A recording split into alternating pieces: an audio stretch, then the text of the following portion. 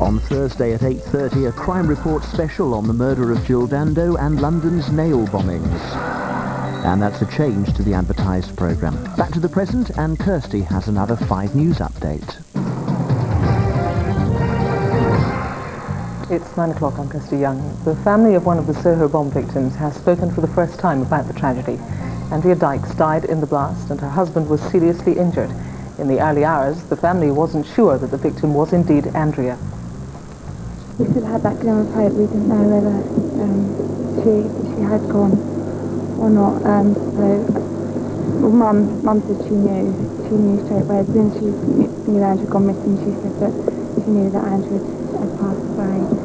President Clinton's declared Oklahoma a disaster area after it was ravaged by tornadoes. 45 people have died, and there are fears that number could rise as the wreckage is cleared. Hundreds more have been left homeless. With just 2 days to go before the elections to the Scottish Parliament and Welsh Assembly, the politicians have been on the campaign trail. North of the border, Labour were boasting the support of Manchester United manager Alex Ferguson. The Lib Dems toasted their prospects with the local soft drink. The Scottish Nationalists and the Conservatives were also making their final bids for support. Britain could soon be receiving up to 1,000 Kosovan refugees in a week, according to the Home Secretary Jack Straw.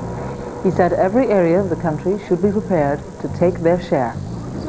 We respond immediately to requests from the United Nations High Commissioner for Refugees.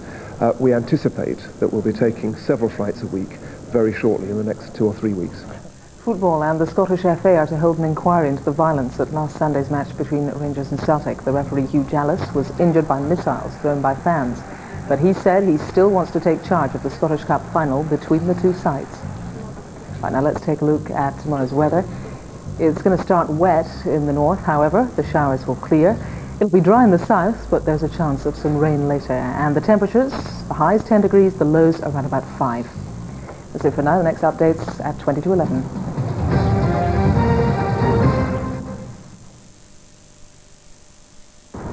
I'm here to protect and to serve. Your needs are 7 because it's your choice. Remember that.